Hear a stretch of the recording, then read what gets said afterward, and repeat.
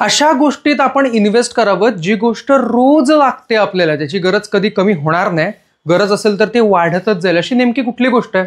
रोज सकाळी उठतो आपण, FMCG वापरतो, पण इन केस FMCG सोडून सुद्धा असं काय आहे का ज्याच्याशिवाय आपण जगूच शकत नाही? एक तर ऑक्सिजन, दोन तर पाणी, आणि तीन म्हणजे आपलं अन्न, ॲग्रिकल्चर सेक्टर. खरंच आहे, शेतकरी राजा आहे, मान्य आहे, कोणता गाजावाजा नाहीये, पण तो राजा आहेच. याच्या क्षेत्रामधल्या स्टॉकमध्ये जर का तुम्ही सुज्ञपणे इन्व्हेस्ट केला, सुज्ञपणे परत एकदा सांगतोय मी, तर यांना स्काय इज द लिमिट आहे वाढण्यासाठी. रोज आपण जेवतो, नाश्ता करतो, सगळ्या गोष्टी करतो, खाणं पहिल्यांदा, मग बाकीचं जे काय असेल ते येतं. या खाण्यामध्ये पण आहे ना, साधारणपणे मेजॉरिटी ऑफ द स्टॉक बघताय हे सगळे केमिकल, फर्टिलायझर्स याचेच स्टॉक्स आहेत. फर्टिलायझर ही अशी गोष्ट आहे ज्याच्याशिवाय आपल्या म्हणजे वाढत जाणाऱ्या लोकसंख्येची गरजा भागूच शकणार नाही. मी पुन्हा एकदा सांगतोय, हे क्षेत्र किती गरजेचं याचं तुम्हाला इम्पॉर्टन्स नसेल, कदाचित इन्फोसिस, TCS किंवा डिफेन्स या सेक्टरवरच तुमचं पूर्णपणे लक्ष असेल, पण ह्या सेक्टरमध्ये सुद्धा स्काय इज द लिमिट आहे. येत्या काळात तुम्हाला याची गरज लागणारच आहे, कारण लोकसंख्या ही वाढते जिओमेट्रिकल ग्रोथने आणि आपलं अन्न वाढतं ही अल्गोरिथमिक ग्रोथने. अल्गोरिथमिक जिओमेट्रिक काय फरक आहे पुन्हा एकदा सांगतो. अल्जेब्रिक ग्रोथ म्हणजे काय असतं, 1 2 3 4 5 6 7 8 असं अन्न वाढतं, पण लोकसंख्या कशी वाढते?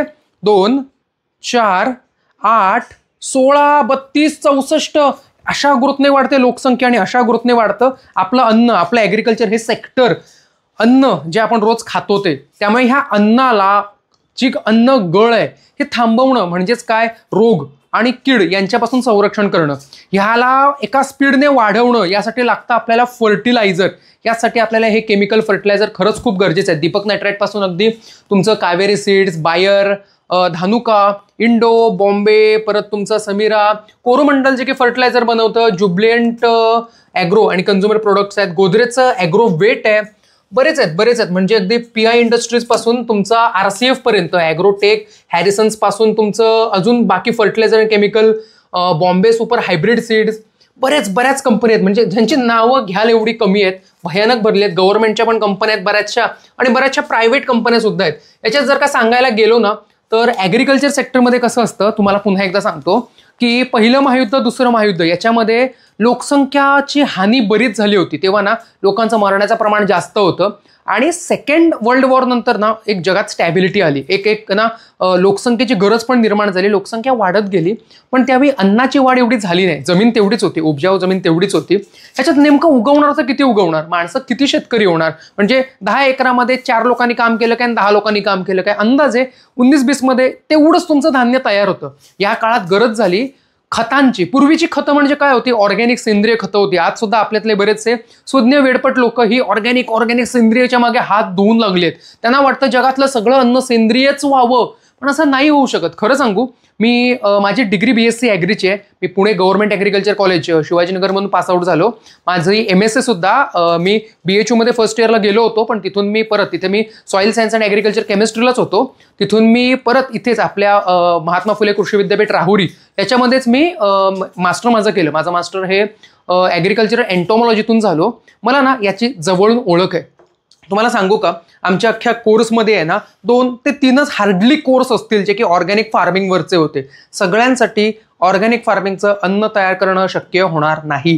त्याचं प्रोडक्शन आणि प्रोडक्टिव्हिटी हे एका मर्यादेत, लिमिटेडमध्ये असते. आपल्याला जे अन्न लागतं ना याच्यासाठी जी प्रोडक्टिव्हिटी आपल्याला लागते, प्रोडक्टिव्हिटी म्हणतोय बरं का, म्हणजे एका एवढ्या क्षेत्रातून किती धान्य तयार व्हावं, किती लोकसंख्या, खाणारी तोंड किती आहेत, तयार होणारं अन्न किती आहे, याच्यासाठी आपल्याला युरिया लागतोच. एक काळ होता आपल्या वडिलांच्या काळात, कदाचित आताच्या झेड जनरेशनच्या आजोबांच्या काळामध्ये, ज्या काळामध्ये आहे ना अन्नाची कमतरता होती. रेशनच्या दुकानावरती अन्न मिळायचं. हे का मिळायचं? खरंच त्यावेळी अन्न कमी होतं. अन्न एवढं कमी होतं की म्हणजे अशी एक अवस्था आलेली की एवढ्या लोकांच्या तोंडात नक्की दाणा पाणी घालणार तरी कसा. त्या काळात हेबर नावाचा एक सायंटिस्ट होऊन गेला, ज्याला आपल्या सगळ्यांचा बाप म्हटला तरी चालेल, केमिस्ट्रीतला टॉपमोस्ट माणूस. त्या माणसाने आकाशातलं नायट्रोजन जमिनीत स्थिर करण्याची एक प्रोसेस तयार केली. आकाशातलं नायट्रोजन म्हणजे काय, नायट्रोजन हे एक प्रमुख गोष्ट आहे NPK मधली, जी आपल्याला अन्नासाठी लागतेच. अन्न तयार होण्यासाठी नायट्रोजन हे मेजॉरिटी लागतं. म्हणून ह्या देवाने विश्वाच्या उत्पत्तीत जगात जवळपास 76-78% नायट्रोजन ठेवलाय, उरलेले 28-29% तुमचा ऑक्सिजन ठेवलाय, आणि 1% बाकी सगळे गॅसेस आहेत.